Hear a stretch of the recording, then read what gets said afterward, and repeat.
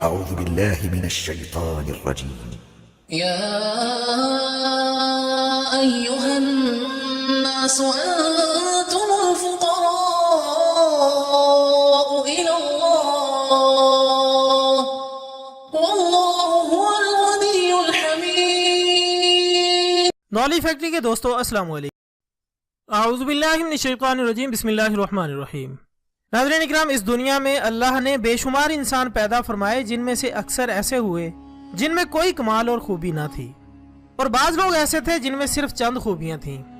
مگر حضرت علی المرتضیٰ رضی اللہ تعالی عنہ وہ ذات گرامی ہیں جو بہت سی کمال و خوبیوں کے مالک ہیں. آپ شیر خدا بھی ہیں اور داماد مصطفیٰ بھی، حیدر کرار بھی ہیں اور صاحب ذوالفقار بھی. حضرت فاطمہ الزہرا رضی اللہ تعالی عنہ کے شوہر نامدار بھی ہیں اور حسنین کریمین کے والد بزرگوار بھی، فاتح خیبر بھی ہیں اور میدان خطابت کے شہسوار بھی. غرض یہ کہ آپ بہت سی کمال و خوبیوں کے مالک ہیں. حضرت علی رضی اللہ تعالی عنہ 13 رجب کو ہجرت سے 24 سال قبل مکہ میں پیدا ہوئے. آپ کی پیدائش سے متعلق تواریخ میں لکھا گیا ہے کہ آپ بیت اللہ کے اندر پیدا ہوئے. آپ کا شمار اسلام قبول کرنے والے اولین افراد میں ہوتا ہے.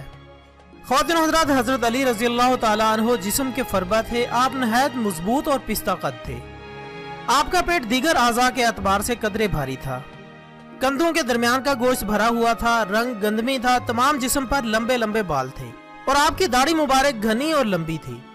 ایک مشہور روایت ہے کہ ایک یہودی کی داڑھی بہت مختصر تھی، تھوڑی پر چند بال تھے، اور حضرت علی رضی اللہ تعالی عنہ سے کہنے لگا، اے علی، تمہارا یہ دعویٰ ہے کہ قرآن میں سارے علوم ہیں اور تم باب مدینہ العلم ہو، تو بتاؤ کہ قرآن میں تمہاری گھنی داڑھی اور میری مختصر داڑھی کا بھی ذکر ہے؟ حضرت علی رضی اللہ تعالی عنہ نے فرمایا کہ سورۃ اعراف میں ہے کہ جو اچھی زمین ہے اس کی ہریالی اللہ کے حکم سے خوب نکلتی ہے، اور جو خراب زمین ہے اس میں سے تھوڑی بمشکل نکلتی ہے.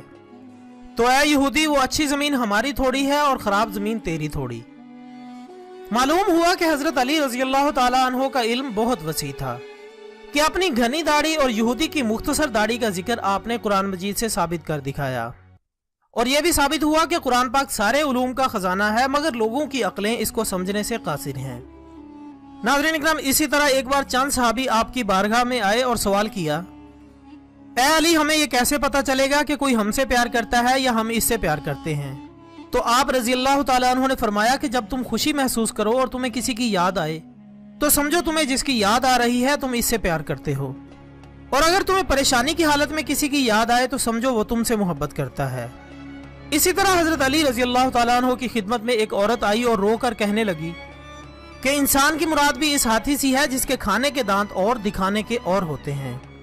میں نے آج تک سب کا بھلا کیا اور کسی کے ساتھ زیادتی نہ کی، لیکن اس کے بدلے مجھے اس کے نقصان ہی ملے.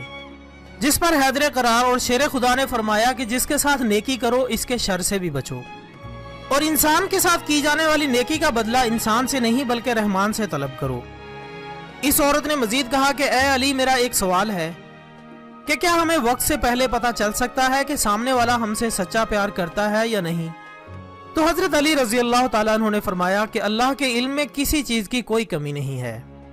اگر تم معلوم کرنا چاہتی ہو کہ سامنے والا انسان تم سے کتنا سچا پیار کرتا ہے تو تم 3 مرتبہ یا ودودو یا حکیمو یا کریمو یا رحمان دل میں پڑھ کر اس کے چہرے کی طرف دیکھو.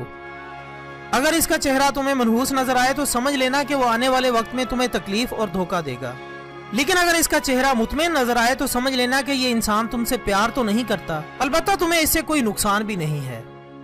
لیکن اگر سامنے والا مسکرائے تو سمجھ لینا کہ وہ تم سے بے انتہا پیار کرتا ہے.